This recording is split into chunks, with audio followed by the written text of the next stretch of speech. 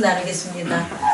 오늘 마가복음 12장에 1절부터 12절까지의 이 마가복음 12장 1절부터 12절에 내가 맨날 장절을 까불이 헷갈려가지고 이 말씀은 사실 제가 처음 전하는 것 같아요. 그리고 저 스스로 여러분에게 말씀을 전할 때 좀 그러니까 무거운 주제들을 상당히 이제 피해 나가는 경향이 있었던 것 같아요. 그럼 그 무거운 주제들이라는 거는 뭐냐면 사실 우리에게 되게 중요한 건데 그 기독교에서 가장 무거운 주제가 뭐겠습니까? 심판입니다. 뭐라 그래요? 심판. 우리들이 애써서 외면하는 것들이 뭐냐면 이 심판, 그거보다 더 무서운 건 저주 아니겠습니까?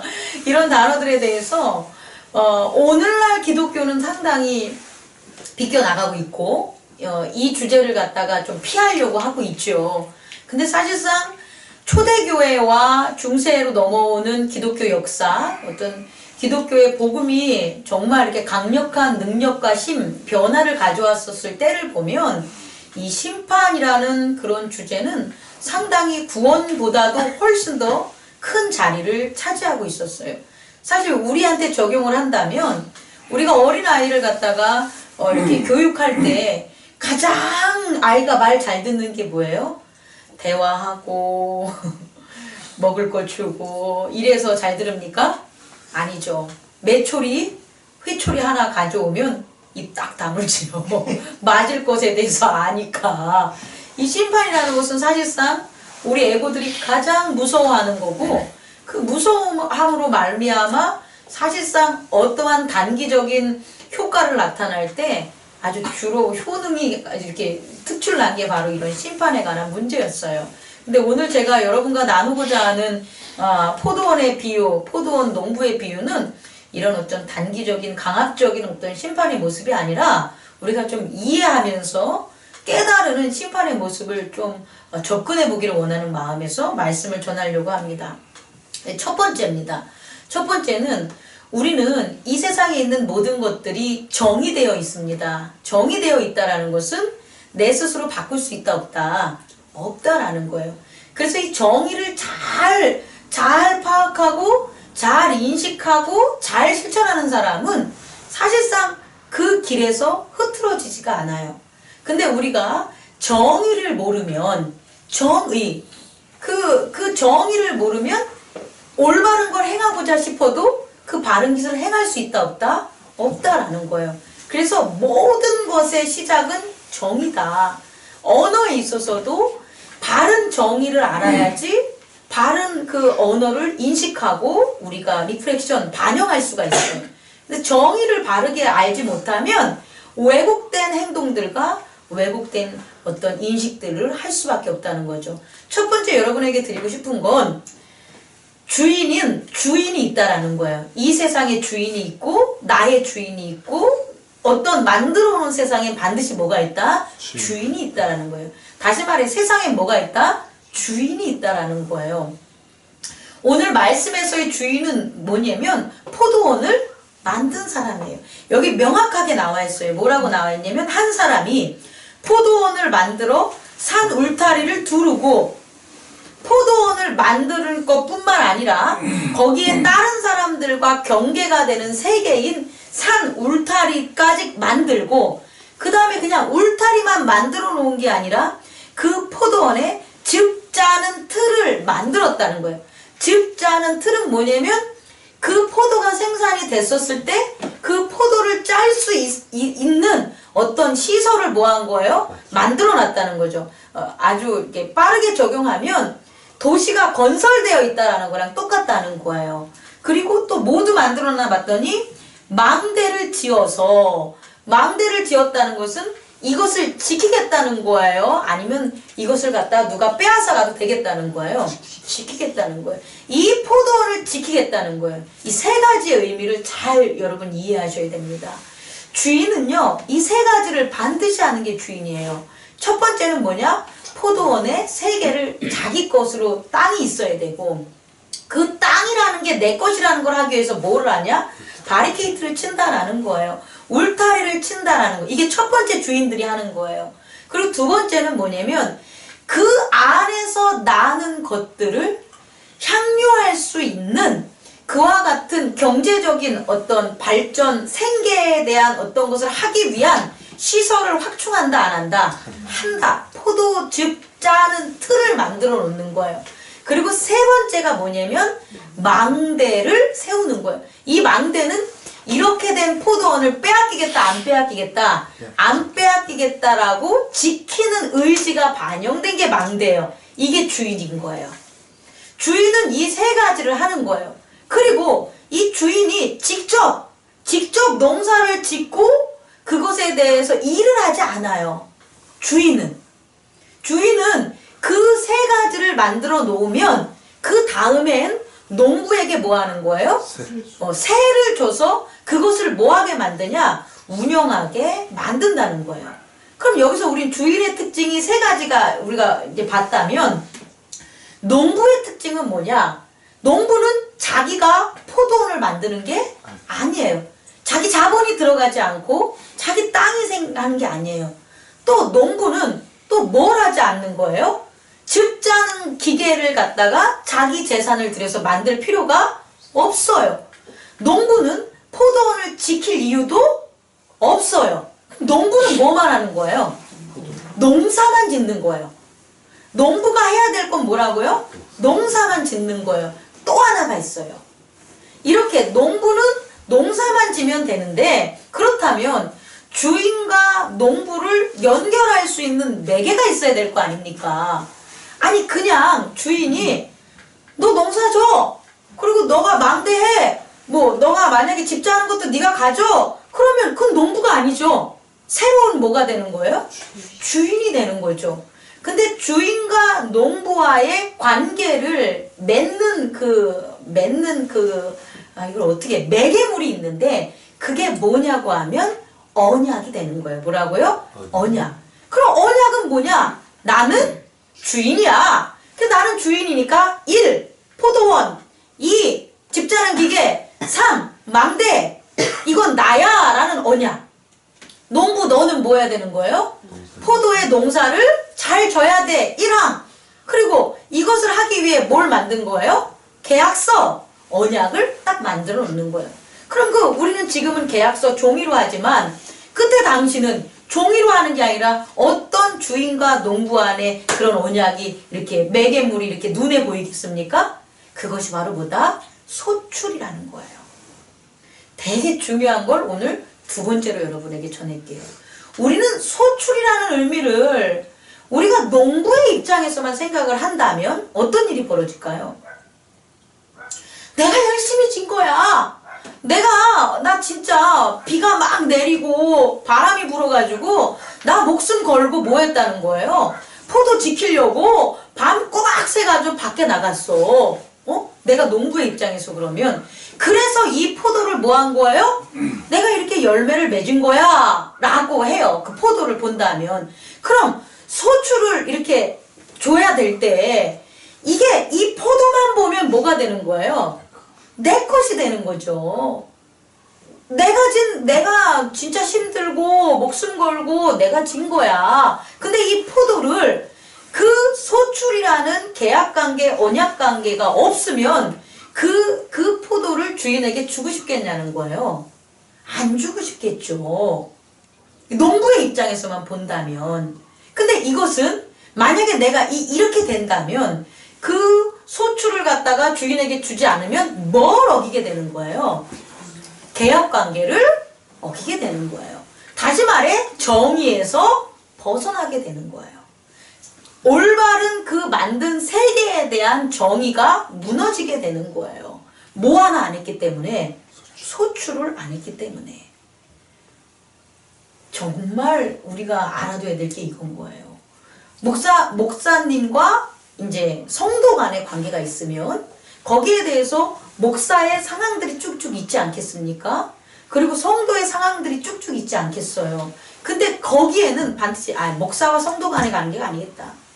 우리 이 교회가 하나님과의 관계가 있겠죠. 거기엔 분명히 뭐가 있냐? 소출이라는 게 있다라는 거예요. 소출을 물질적인 것 쪽에 먼저 접근하지 말라고요. 물질적인 행위에. 소출은 당연히 하나님과 우리를 뭐 하는 거예요? 연결해주는 매개물이라는 거예요.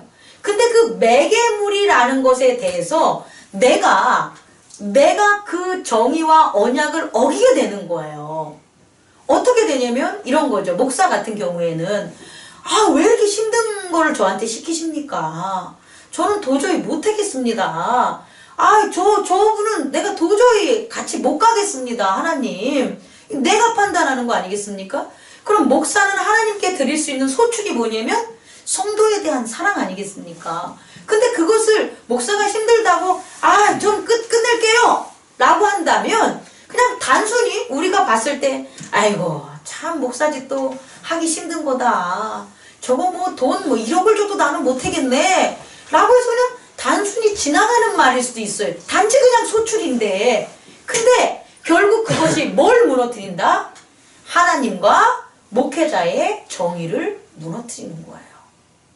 가정에서 부부간의 관계도 전혀 다를 바가 아니에요. 우리가 마음을 몰라서 우리가 이렇게 싸우고 분쟁하고 헤어지고 하는 게 아니라 자녀가 부모에게 할 소출이 있는 거예요. 자녀가 부모에게 할 소출은 뭘 것 같아? 우리 자녀들이 별로 안 하는데. 그것은 부모에 대해서 거절하지 않으면 되는 거예요. 싫어요! 이거. 그걸 내가 왜 해요? 이걸 안 하는 게 자녀의 소출이라는 거예요. 다시 말해 순종이 되겠죠. 자녀가 부모랑 같이 사는 동안에는 반드시 해야 될 게 있는데 그게 뭐냐? 순종의 소출을 해야 된다는 거예요. 근데 자녀가 내 인생은 나의 것, 내 인생은 나의 것, 나를 이대로 내버려 두세요 하면 제일 먼저 나오는 말이 뭐냐는 거예요. 싫어요가 되는 거예요. 자녀의 소출을 안 했을 때 그 부모와 자녀의 관계는 뭐 하는 거예요? 깨지게 되는 거예요. 직장도 마찬가지고 사업도 마찬가지고 모두가 마찬가지예요. 그런데 우리가 세 번째로 짚고 넘어갈 걸 그럼 이 소출이 대단한 건가? 우리 한번 살펴보자는 거예요. 그랬더니 얼마나 대단하나 봤더니 2절을 봤더니 때가 이름에 농부에게 포도원 수출의 얼마를 받으려고 한 종을 보냈다라는 거에서 앞에 주목하고자 싶은 건 때가 이뤘다는 거예요. 때가 이뤘다는 것은 뭐냐면 소출을 낼 만한 농사가 졌다는 거예요, 안 졌다는 거예요? 농사가 지어졌다는 거예요. 소출을 낼 수 있는 농사가 지어졌는데 그 농사가 지어진 때를 기다려준다는 거예요.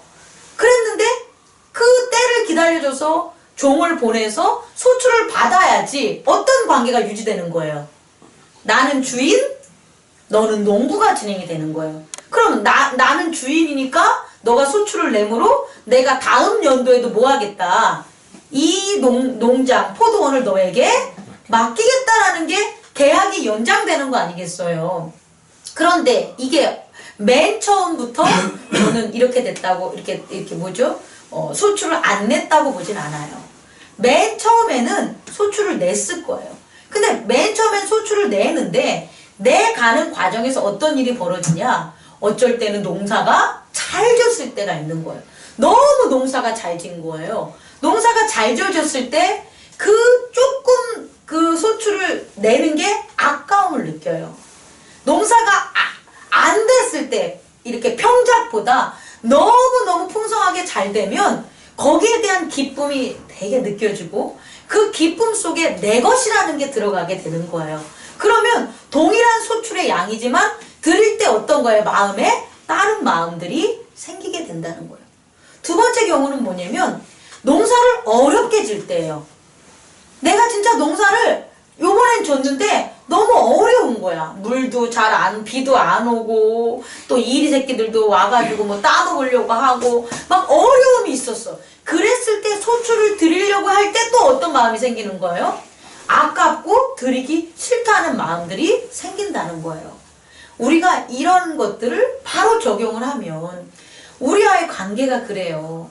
이렇게 좋아서 부부지간에도 정말 좋아서 좋은 일들이 생기면 서로가 잘 갈 수 있냐? 그렇지 않아요. 좋은 게 생기면 그 좋은 것 때문에 마음이 어떻게 되냐? 빼앗기게 돼요. 또 나쁜 게 생겨요. 어려움이 생겨요. 그럼 그 어려운 것 때문에 또 뭐 하는 거예요? 마음을 빼앗기게 돼요. 그래서 또 어떻게 되냐? 언약 관계를 잃을 때가 있다라는 거예요. 처음부터 소출을 내지 않았다 하면 만약에 이 주인은 농부에게 포도원을 맡기지 않았을 거예요. 그런데 진짜 포도원을 맡아서 일을 하다 보니까 포도원이 내 것과 같은 마음이 점점 드는 거죠. 잘 되면 잘 될수록 내 것 같고 안 되면 안 될수록 너무 힘들어서 내 것 같고 그러다 보니까 그 다음에 소출을 받으러 왔을 때는 어떤 마음들이 생기냐면 이것을 꼭 줘야 돼? 주지 말아야 돼? 안 주면 안 될까? 주인이 타국에 있다네? 그리고 또 꼭 정해진 그것만 받아가는 거예요. 주인은 정해진 그것 이상을 받아가지 않아요. 그랬을 때에 이 종들이, 이 농부들이 어떤 마음을 갖냐? 어떻게 하자? 종을 때리자, 죽이자. 저는 지난 하루 동안 뭘 생각을 했냐면 도대체 무슨 명분으로 이 농부가 종한테 무슨 얘기를 했을까? 이게 제일 궁금했어요. 저는 말씀을 준비할 때. 때가 됐으니까 소출을 줘야 되래. 주인이 소출을 받아오라고 저를 보냈습니다. 라고 이제 종이 와서 얘기했을 거 아니에요. 그럼 농부는 뭐라고 했을 것 같아요? 내가 그걸 왜 줘? 이렇게 얘기했죠. 내가 그걸 왜 줘? 이렇게 하지 않겠어요? 내가 그걸 왜 해? 그렇게 했잖아요. 그럼 아니 주인과 이런 관계에서 이렇게 주기로 하지 않았잖아요. 없어! 그런 관계 그런 걸 내가 언제 했어? 이랬을 것 같아요. 그럼 또 왔겠죠. 아니 왜 이 언약 관계를 안 하세요? 그랬더니 누가 언약 관계를 했다 그래? 증거대! 막 이렇게 나오겠죠. 그래서 또 이러해서 이렇게 하지 않았겠어요? 그러면 뭐라고 했겠어요? 이런 말귀를 못 알아듣네 이놈의 새끼. 그러면서 이제 그때부터 너 같은 놈은 뭐고 하고 해서 때리고 그러다 또 와. 그럼 어떻게 돼요? 나중에는 죽이는 그런 상황까지 벌어지지 않을까 하는 게 제가 추측을 해보니까 그렇다는 거예요. 근데 이제 이 말씀에서 중요한 것을 우리가 깨달아야 돼요. 뭘 깨닫냐면 바로 이겁니다. 내가 해야 되는 것, 내가 이렇게 하면 이렇게 될 거야 라는 게 뭐냐면 구원이에요. 뭐라고요? 구원. 농부가 이 말씀을 읽으면서 진짜 이해가 안 간 게 뭐냐면 7절에 그 농부들이 서로 말하되 이는 상속자니 자 죽이자. 그러면 그 유산이 우리의 것이 되리라. 이게 말이 됩니까? 상속자를 죽이면 주인은 상속자를 죽인 것에 대해서 뭘 하겠어요? 심판을 하겠죠. 근데 얘네들은 상속자를 죽였으니까 주인이 나를 심판할 거야 라는 생각이 아닌 거예요. 상속자를 죽였는데 오히려 자기한테 뭐를 해준다고요? 상속을 해. 그럼 이게 이해가 갑니까? 전혀 이해가 안 가는 거예요. 농부가 정말 우리가 생각하는 정의에 맞게 지금 살아가고 있냐 인식하고 있냐를 보니까 아니라는 거예요. 농부의 의식의 세계와 그의 가치관은 왜곡되고 그릇되고 삐뚤어졌다는 거예요. 아니 상속자를 죽였는데 아들을 죽인 자를 누가 가만 내버려 두겠어요. 바로 뭐 하는 거예요? 심판이 오죠. 그럼 심판이 올 것 같으면 왜 죽였겠냐는 거예요. 그렇지 않습니까? 그렇다면 우리가 추측할 수 있는 건 농부는 상속자를 죽여도 주인은 자신을 뭐한다? 심판하지 않는다라는 그런 왜곡된 정의에 사로잡혀 있다는 거죠. 그게 뭐냐는 거예요. 우리는 안 그러냐는 거예요. 부모님한테 내가 거절을 해서 내가 말을 안 들었어. 그럼 부모님이 나한테 제재 조치가 와서 나는 참 안 좋은 상황에 처해 라는 것을 아이가 정의를 가지고 있다면 자녀가 부모님 말을 안 듣겠냐는 거예요. 그 부모의 말을 안 듣는 이유는 이 아이는 무슨 생각을 가지고 있다는 거예요? 내가 이렇게 해도 부모는 나를 사랑해 라는 게 들어가 있는 거예요. 나를 버리지 못해. 내가 이렇게 살아도 아버지 재산은 뭐다? 내 재산이야 라는 생각이 있기 때문에 뭐 하는 거예요? 부모에게 대항하고 부모의 말을 안 듣는다는 거예요. 어떻게 보면 너무나 상식적인 내용인데 너무나 비상식적인 행동들을 비상식적인 걸로 가득 채워져 있다라는 거예요. 그 중심적인 그 상식에 뭐가 있냐 봤더니 구원과 심판이 있다라는 거예요. 첫 번째 구원과 심판에 대한 게 뭐냐 봤더니 이렇게 해도 돼. 다시 말해 이렇게 하면 잘 되겠지라는 생각을 가지고 있는 거예요. 이 농부들은 내가 저 주인이 보낸 종을 죽이면 소출도 안 내니까 돈도 안 나갈 거고 그리고 또다시 종도 안 보낼 거고 그러면 내가 더 많은 것을 가지게 될 거고 이게 바로 나 뭐 하는 거야? 잘 사는 거야. 이렇게 생각하는 거야. 이게 바로 내가 잘 사는 거야. 이렇게 하면 잘 되겠지라는 그릇된 구원론을 가지고 살아가는 거예요. 오늘날의 교회들도 마찬가지죠.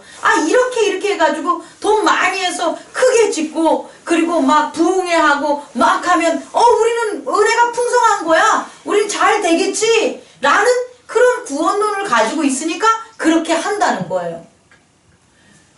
오는 사람들, 불쌍한 사람들 돕지 않고 연약한 사람들 다 내쫓아버리고 그리고 감싸줘야 될 거 감싸지 못하고 죄를 갖다가 덮어줘야 되는데 덮어주지도 못하고 허물을 갖다 덮어주지도 못하고 그렇게 해도 뭐 하면 되니까 내가 이렇게 해서 이렇게 하면 구원을 받겠지라는 이렇게 하면 되겠지라는 그릇된 구원론 때문에 뭐 하는 거예요? 잘못 살아가고 있다라는 거예요.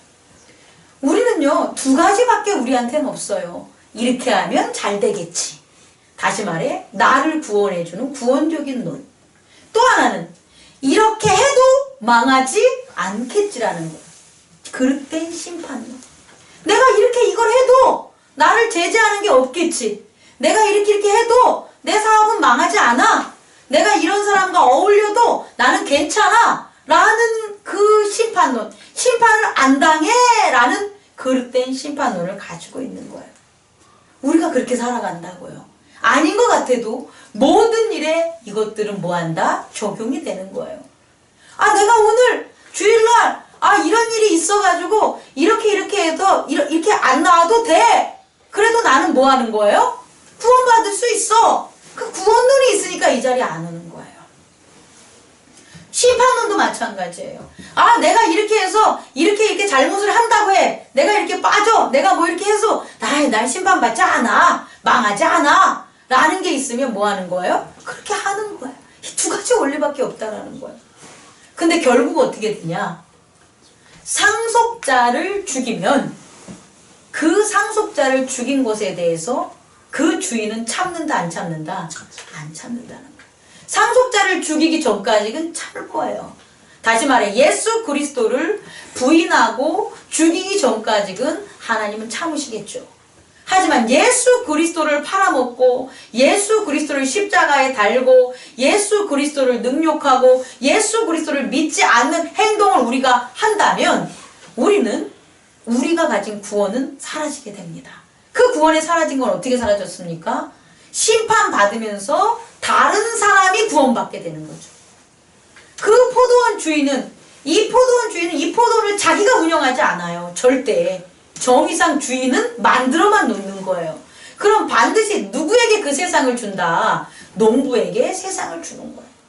하나님이 만들어 오는 세상은 수없이 많아요.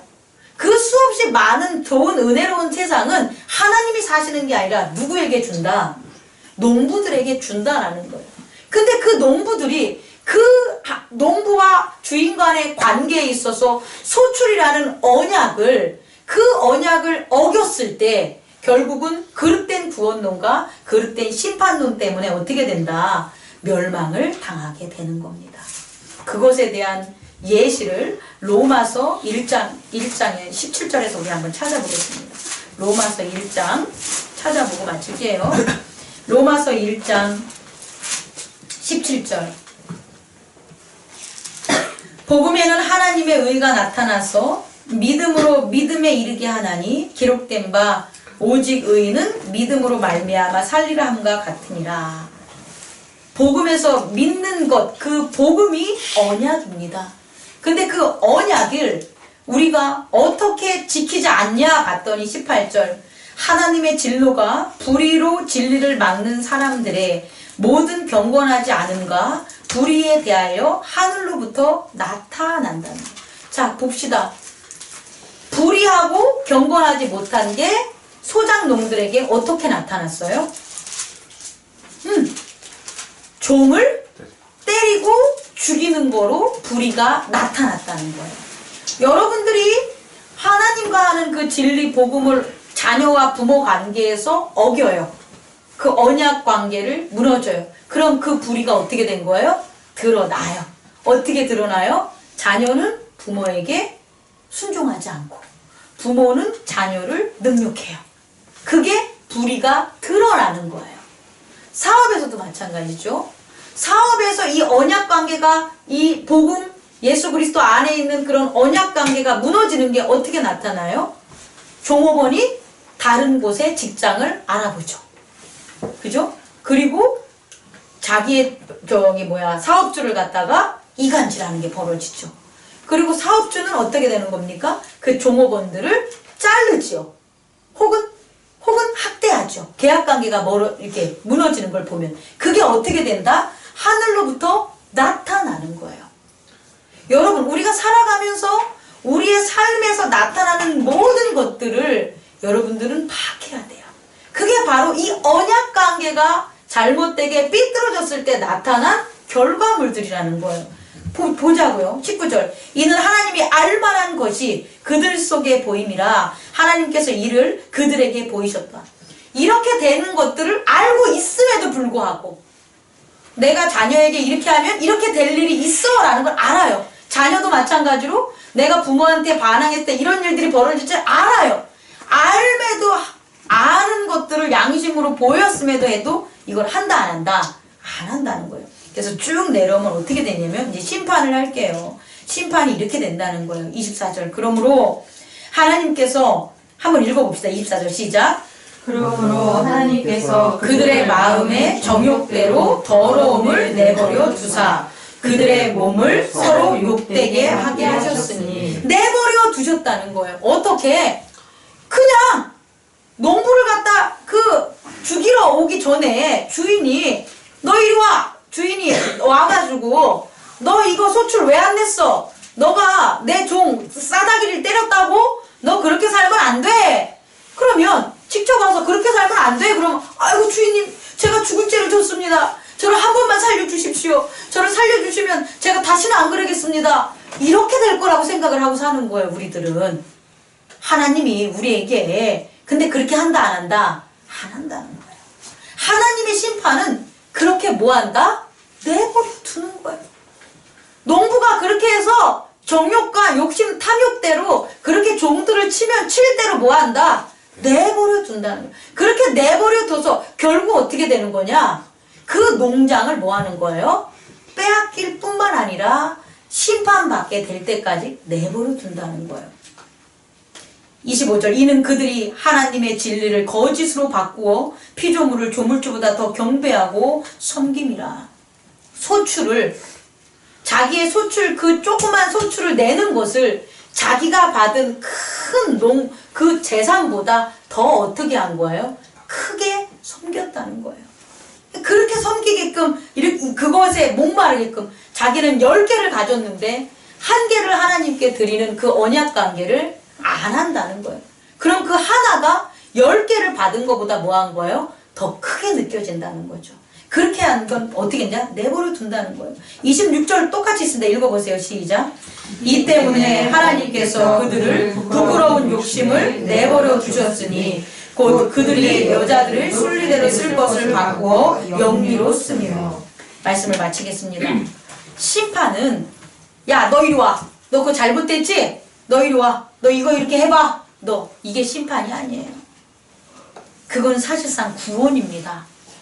너 이리 와. 너 이거 바꿔야 돼. 너 이렇게 너 이 언약 관계에서 네가 새로워야 돼. 이것은 심판이 아니라 우리를 구원하는 거예요.